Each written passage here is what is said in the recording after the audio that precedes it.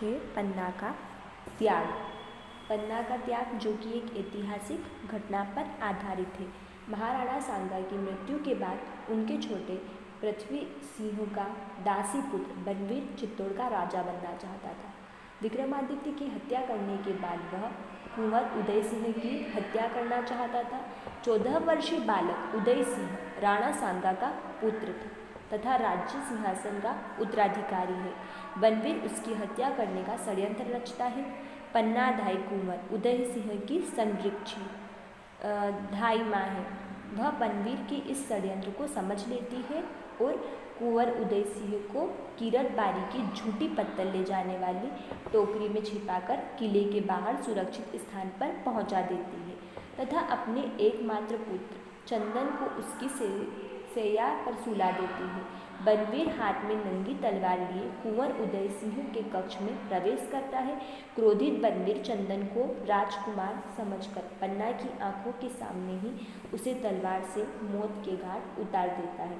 बनवीर के इस क्रूर एवं अमानवीय कृत्य तथा पन्ना के अपूर्व त्याग की भावना इस कविता में बताई गई है। तलवार उठाकर हाथों में, आंखों में ले खूनी ज्वाला, बनवीर जा रहा महलों में, था जाने क्या होने वाला। लेटे थे उदय सिंह चंदन पन्ना की ममता छाया में, मन था पन्ना का काँप रहा महलों की कपटी माया में। बनवीर कुंवर उदय सिंह की हत्या कर स्वयं राज्य का उत्तराधिकारी बनना चाहता है, इसलिए वह हाथों में तलवार लेकर राजमहल की ओर प्रस्थान कर देता है। राजमहल में उदय सिंह व चंदन पन्ना के समीप सो रहे हैं। महल में ऐसे क्रूर कपटे लोगों के बीच पन्ना का मन भयभीत हो रहा था। वह यह सोचकर काँप रही थी कि क्या पता कब महल में आकर बनवीर उदय सिंह के प्राण छीन ले। देखा पन्ना ने एक नज़र, चंदन जैसे ही उदय लगा, बादल में बिजली कौंध गई, था एक विचित्र विचार जगा। चंदन को उदय बना डालूं तो रक्त प्यास बुझ सकती है, मेवाड़ मही की उदय ज्योत अविरल जलती रह सकती है। चंदन को बिस्तर पर सोया हुआ देखकर पन्ना को ऐसा प्रतीत हुआ जैसे उदय सिंह सोया हुआ है।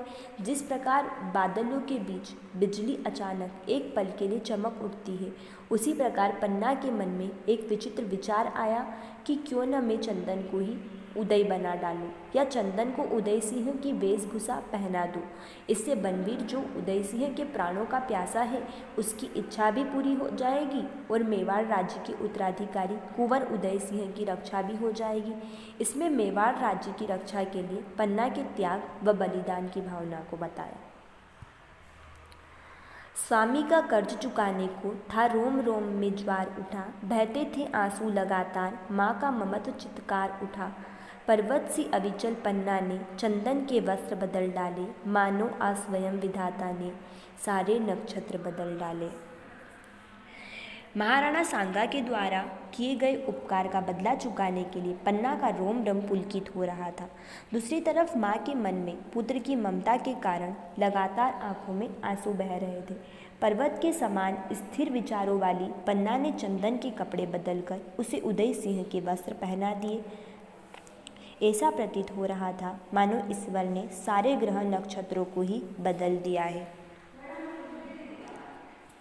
अब उदय सिंह की सैया पर आंखों का तारा सोया था, पाषाण बन गई थी ममता, चंदन सपनों में खोया था।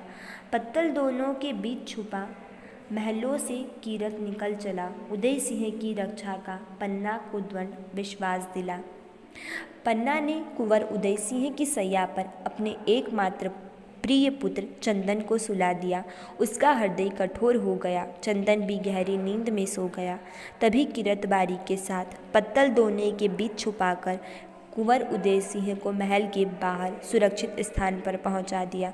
अब उसे उदय सिंह की रक्षा का पूर्ण विश्वास हो गया। एक चमक सी जाग उठी पन्ना की कातर आंखों में, इतने में हाहाकार मचा, यमराज आ गया महलों में। पन्ना सहमी सी खड़ी रही, कंपित करके से संकेत किया, एक मृगी ने झोने को सिंह के हाथों सौंप दिया। यानी पन्ना की दुख भरी आंखों में अचानक एक चमक आ गई। इतने में बनवीर ने महल में प्रवेश कर लिया। चारों तरफ शोक के कारण हाहाकार मच गया। तलवार से बनवीर ने प्रहार किया।